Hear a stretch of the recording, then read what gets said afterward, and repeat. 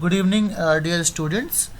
Ted Hughes की पहली class में हमने उनकी लाइफ के बारे में और उनके पोइट्री कलेक्शन के बारे में, उनके रिलेशनशिप जो उनकी वाइफ के साथ था और जो उनकी बिलवेड के साथ था उसके बारे में हमने बातें की थी। दो चार इम्पॉर्टेंट पॉइंट्स जो मैंने बताया था मैं उसको रिवाइज़ कर देता हूँ। पहला ये कि 1956 में जब वो कैम्ब्रिज में थे तो उनकी मुलाकात होती है उनकी would be wife Sylvia Plath से, जो कि एक महान अमेरिकन पोइट थी।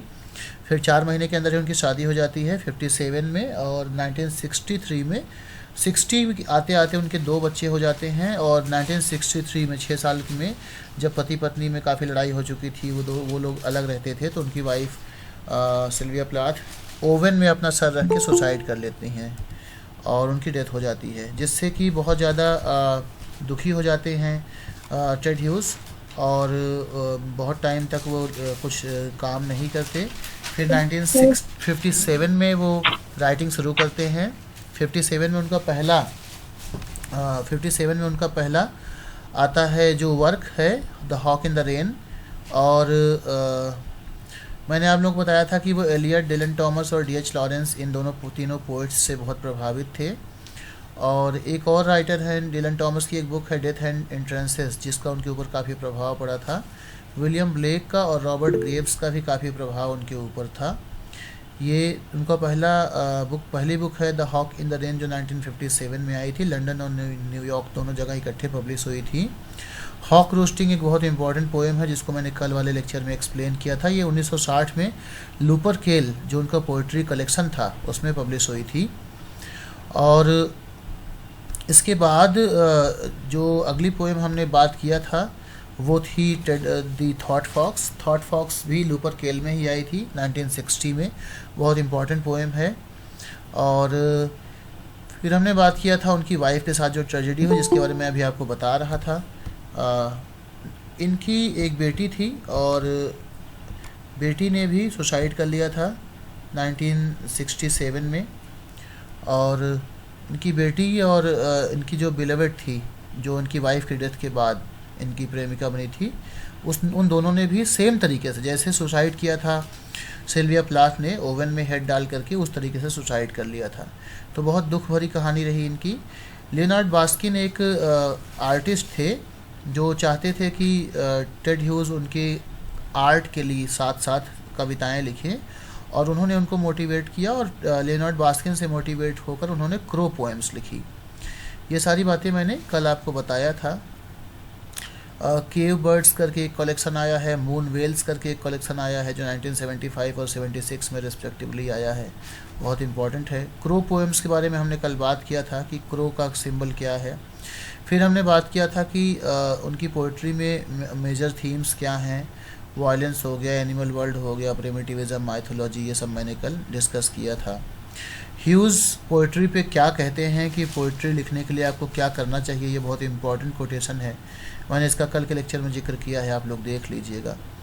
और हम लोग अब यहाँ पे पहुँच गए हैं कि ये हैं वुडहेड ऑन ह्यूज हैं। और वुड, ये थोड़ा सा इसमें रिकॉर्डिंग में मैं इसको बहुत छोटा कर देता हूँ। वुडहेड, राइट। वुडहेड एक क्रिटिक हैं जिन्होंने इनके बारे में बोला है, ठीक है। तो हम थोड़ा बात करते हैं कि वुडहेड ने क्या कहा है। ये इम्पोर्टेंट कोटेशन है एक, जिस पे हम बात करेंगे।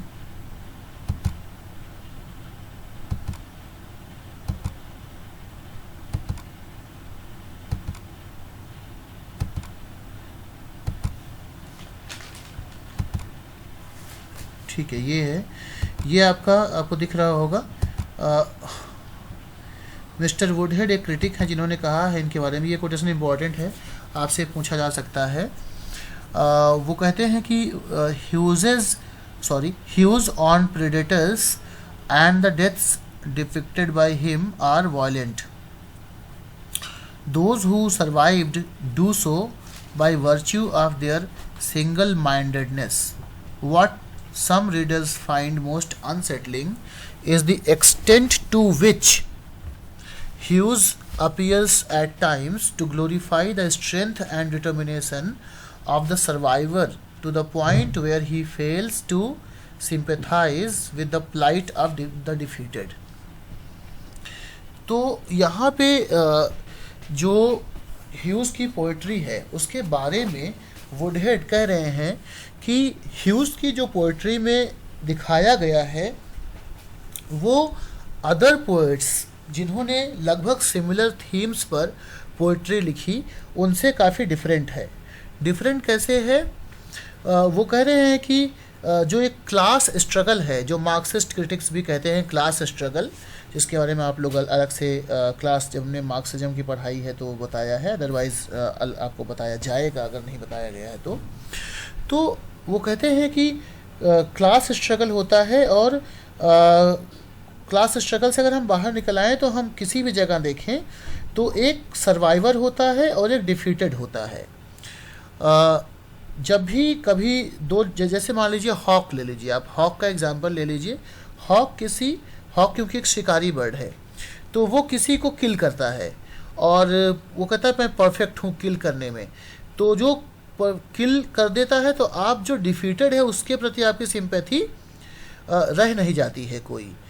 ऐसा दिखाते हैं टेड ह्यूज़ की पोइट्री में, ऐसा दिखाया गया है कि जो डिफीटेड हो रहा है उसके प्रति उनकी कोई सिंपैथी नहीं है, बस जो सर्वाइवर है उसका जो डिटर्मिनेशन है, जो यानी जो जीतने वाला है, जो लड़ाई जीतने वाला है, लड़ाई में बचकर आगे बढ़ने वाला है, उसको ग्लोरीफाई करने के चक्कर में उसको इतना ज़्यादा अच्छा दिखाते हैं टेड ह्यूज़ कि जो हारने वाला है, जो डिफीट कर दिया गया है, उसके प्रति उनकी कोई संवेदना नहीं रह जाती है. तो ये एक यूनिक फीचर है जो टेड ह्यूज़ की पोइट्री में है, ऐसा कहते हैं आपके क्रिटिक हैं वुडहेड ने काफ़ी लिखा है टेड ह्यूज़ के ऊपर. तो मैंने आप लोगों को कल बताया था कि आर.पी. किंग एक क्रिटिक हैं जो टेड ह्यूज़ के ऊपर काफ़ी लिखे हैं और वुडहेड हैं. हमें ये पता होना चाहिए कि कौन से पोइट के ऊपर कौन से क्रिटिक ने ज़्यादा बोला है. तो यहाँ पे आर.पी. किंग और वुडहेड इन दोनों कवियों ने ज़्यादा बोला है, इन दोनों क्रिटिक्स ने टेड ह्यूज़ के बारे में ज़्यादा बोला है. Is that okay? Yes, sir. Yes, sir. Okay. Now let me go back to the last slide. Now hues जो है उनका वार के बारे में क्या कहना है ये थोड़ा सा हमें देखना पड़ेगा. हम लोगों ने कल कई बार बात किया था कि ह्यूज़ के जो फादर हैं वो एक वार वेटरन थे, वर्ल्ड वार 1 में लड़ाई किए थे. तो ह्यूज़ और वार दोनों एक ऐसे टॉपिक हैं जहाँ पे टेड ह्यूज़ कभी भी वार को आइडियलाइज़ नहीं करते. बहुत सारे पोइट आपको ऐसे मिलेंगे जो आपको लगेगा कि वो वार में हीरोज़ को ग्लोरीफाई कर रहे हैं, चाहे वो आपके एलियट हो सकते हैं या जॉन कीट्स हो सकते हैं. ये लोग जो या आपके एडमंड स्पेंसर हो सकते हैं. ये लोग वार को बहुत ज़्यादा ग्लोरीफाई करते हैं, बहुत ज़्यादा अच्छा मानते हैं, या अच्छा अगर नहीं मानते तो जो लड़ाई कर रहा है, जीत रहा है या हार रहा है, उसको तो ग्लोरीफाई करते ही करते हैं. टेड ह्यूज़ ऐसा नहीं करते. वो वार से जुड़ी हुई हर एक चीज़ से काइंड ऑफ नफ़रत करते हैं आप कह सकते हैं, और उसको बहुत क्रिटिसाइज़ करते हैं. टेड ह्यूज़ की एक बहुत फेमस वार पोएम है. अगर आपसे पूछा जाए कि कौन सी पोएम टेड ह्यूज़ की वार पोएम है तो पोएम का टाइटल है आउट, OUT. ठीक है, आउट. ये टेड ह्यूज़ की एक वार पोएम है, ये आपको याद रखना चाहिए. ये सब मल्टीपल चॉइस क्वेश्चंस बनाने वाले हैं जो मैं आपको बता रहा हूँ. हर एक स्लाइड पे कम से कम 2-4 क्वेश्चन बन सकते हैं. अब हम बात करते हैं कि टेड ह्यूज़ ने अपने आखिरी समय में क्या वर्क किया, कौन कौन से वर्क किए, लेटर वर्क्स क्या क्या थे उनके. ठीक है, अभी तो हमने उनका शुरुआती लाइफ के बारे में बात किया, मिड लाइफ के बारे में बात किया. हमको पता है कि 1930 में उनका जन्म होता है और 1998 में उनकी डेथ होती है. 1984 में वो पोएट लॉरिएट इंग्लैंड के बनते हैं और 14 साल तक पोएट लॉरिएट रहते हैं जब तक उनकी लाइफ थी. तो ये कुछ डेट्स हैं 1930, 1984 और 1998. ये 3 डेट्स हो गई. 1956 में वो सिल्विया प्लाथ से मिलते हैं. 1957 में उनकी शादी होती है. 1960 में वो अलग रहने लगते हैं. 1963 में उनकी वाइफ सुसाइड करती है. 1967 में दूसरी शादी करते हैं. 1970 में उनकी प्रेमिका और उनकी जो डॉटर है सूरा वो भी सुसाइड करते हैं सेम तरीके से. So these are some dates that you must remember.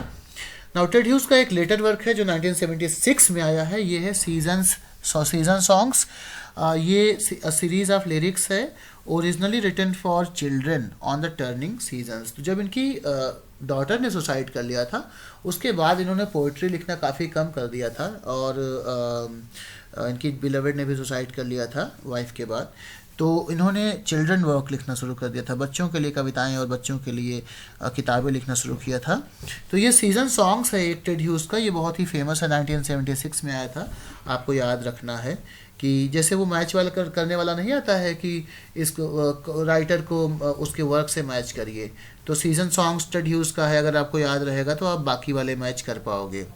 Is that okay?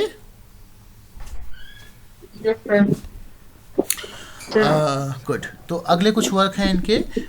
गॉडेट लिखा उन्होंने 1977 में, केव बर्ड्स 1978 में, रिमेन्स ऑफ एमलेट 1979 में, और मूल टाउन ये भी 1979 में ही आता है।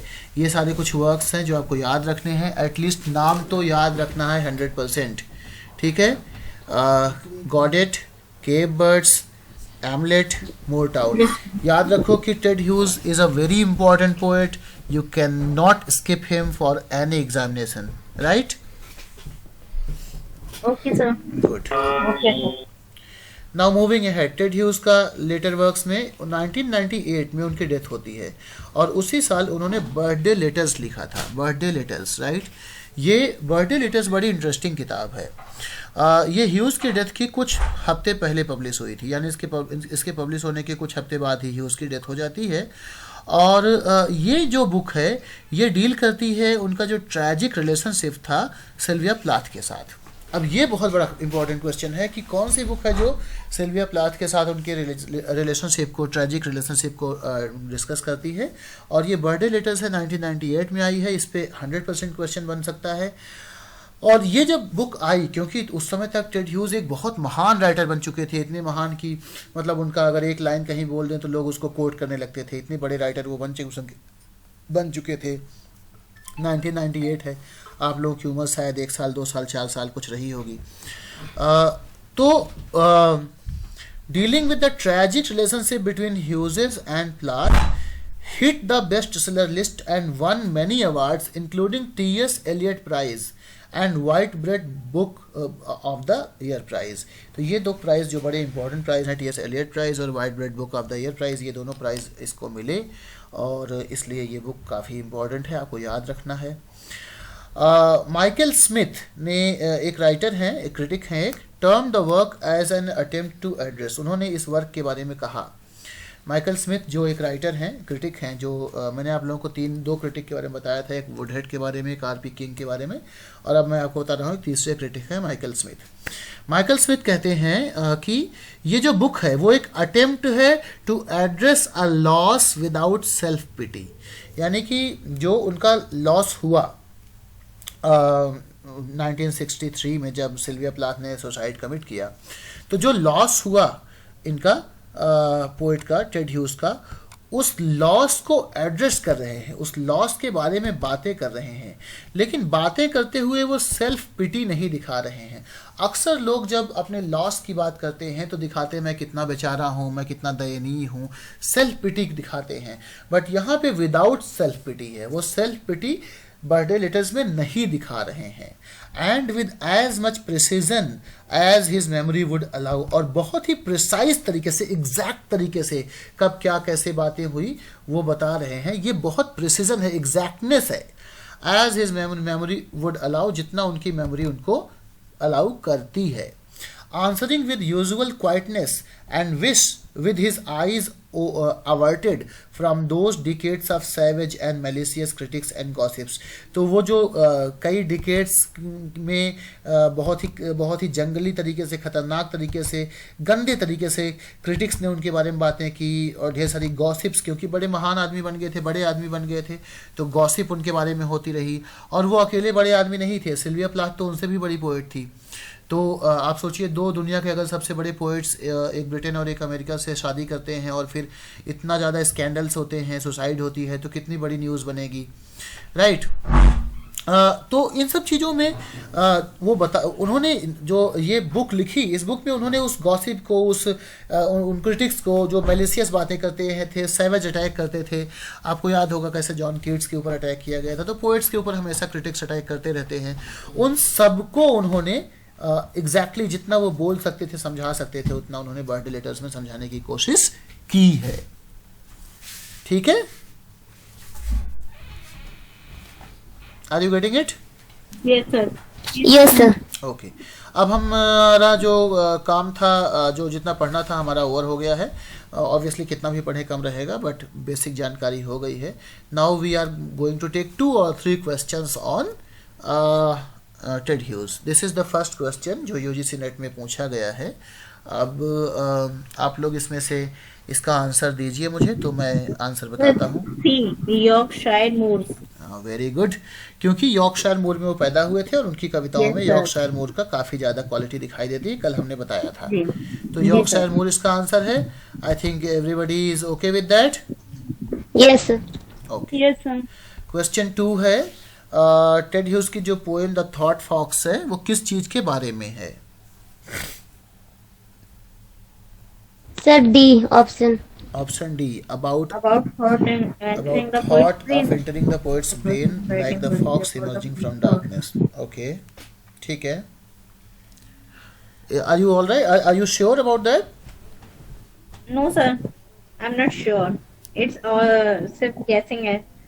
You are guessing. Okay. Yes sir, The better answer is C, about the process of writing poetry. Yes sir, about the process of writing Right. poetry. Thought fox जो है वो प्रोसेस ऑफ राइटिंग पोएट्री के बारे में है। Because thought entering the poet's brain तो एक idea है, बट यहाँ पे पोएट्री का जिक्र नहीं है, जबकि ये पोएम एग्जैक्टली पोएट्री के बारे में बात करती है।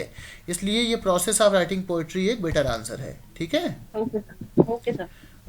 देन ये एक लिंक है जो मैं अभी पीपीटी शेयर कर दूंगा आप लोगों के साथ, तो आप लोगों को मिल जाएगा। यहाँ पे 10-15 क्वेश्चन टेड ह्यूज पे दिए गए हैं, इन्होंने दिया है। आप लोग कोशिश करिएगा कि इसको आप सॉल्व कर लीजिए। आंसर्स आपको आराम से मिल जाएंगे, गूगल पे मिल जाएंगे, या आपको ऑलरेडी जो मैंने पढ़ाया उसे भी मिल जाएंगे। इन केस नहीं मिलते तो कल वाली क्लास में आप मुझे बता सकते हो। Right? Okay sir. So this is all for today's class. Thank you.